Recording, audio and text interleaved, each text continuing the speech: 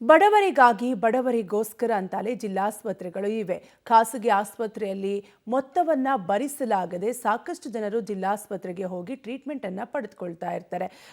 ಆದ್ರೆ ಕೆಲವೊಂದು ಸರ್ಕಾರಿ ಆಸ್ಪತ್ರೆಗಳು ಲಾಭಿಗಳು ಖಾಸಗಿ ಆಸ್ಪತ್ರೆಗಳ ಮಾಫಿಯಾ ನಡೆಸೋಕೆ ಶುರುವಾದ್ರೆ ಬಡ ರೋಗಿಗಳ ಪಾಡೇನು ಅಲ್ವಾ? ಈ ಕುರಿತ ಕಂಪ್ಲೀಟ್ ಡೀಟೇಲ್ಸ್ ಇಲ್ಲಿದೆ, ನೀವೇ ನೋಡಿ.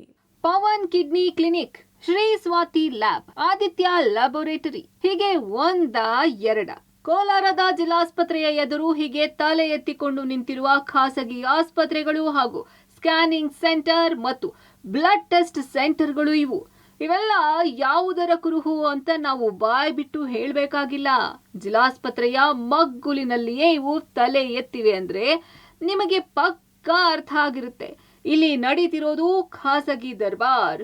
ಖಾಸಗಿಯವರೊಂದಿಗೆ ಜಿಲ್ಲಾಸ್ಪತ್ರೆಯ ಸಿಬ್ಬಂದಿ ಕೈ ಜೋಡಿಸಿದ ಪರಿಣಾಮವಿದು ಅಂತ. ಜಿಲ್ಲಾಸ್ಪತ್ರೆಗೆ ಬರುವ ಬಡ ರೋಗಿಗಳ ಜೇಬಿಗೆ ಕನ್ನ ಹಾಕಲು ಹೂಡಿರುವ ಮಹಾ ವಂಚನೆಯ ಜಾಲವಿದು. ನರಸಿಂಹರಾಜ್ ಒಡೆಯರ್ ದಶಕಗಳ ಕನಸಿಗೆ ಕೊಳ್ಳಿ. ಬಡವರಿಗಾಗಿ ಇರುವ ಆಸ್ಪತ್ರೆಯಲ್ಲಿ ಖಾಸಗಿಯವರ ದರ್ಬಾರ್. ಕೋಲಾರ ನಗರದಲ್ಲಿ ಬಡವರಿಗೆ ಸಂಪೂರ್ಣ ಉಚಿತ ಚಿಕಿತ್ಸೆ ಸಿಗಬೇಕು ಅಂತಲೇ ರಾಜ ನರಸಿಂಹರಾಜ್ ಒಡೆಯರ್ ಅವರು ಸ್ಥಾಪನೆ ಮಾಡಿದ ಆಸ್ಪತ್ರೆ ಈ ಜಿಲ್ಲಾಸ್ಪತ್ರೆ.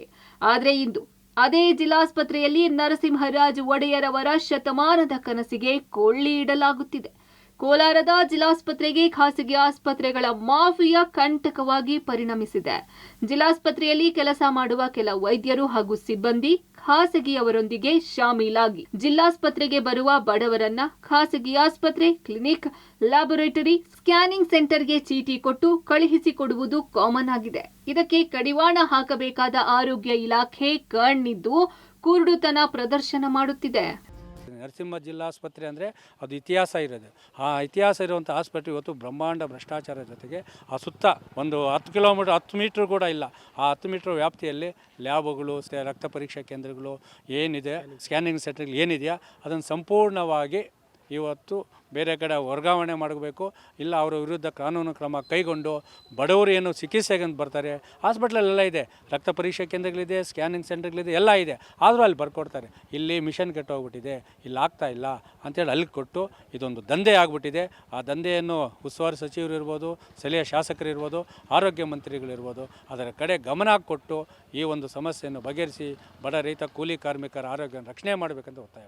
ಬೇಲಿಯೇ ಎದ್ದು ಹೊಲ ಮೇಯುತ್ತಿದ್ದರೂ ಕೇಳೋರಿಲ್ಲ. ಕೇಳಬೇಕಾದ ಆರೋಗ್ಯ ಇಲಾಖೆಗೆ ಅದ್ಯಾವ ಅನಾರೋಗ್ಯ?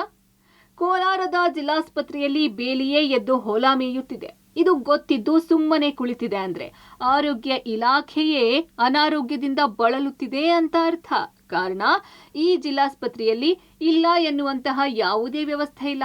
ಡಯಾಲಿಸಿಸ್ ಸೆಂಟರ್ ಸೇರಿದಂತೆ ಅನೇಕ ಸೌಲಭ್ಯಗಳನ್ನ ಜಿಲ್ಲಾಡಳಿತ ಹಾಗೂ ಜನಪ್ರತಿನಿಧಿಗಳು ಒದಗಿಸಿದ್ದಾರೆ. ಆದ್ರೆ ಇದ್ಯಾವುದು ಧನದಾಹಿ ವೈದ್ಯರು ಮತ್ತು ಸಿಬ್ಬಂದಿಗೆ ಅರ್ಥವಾಗುತ್ತಿಲ್ಲ.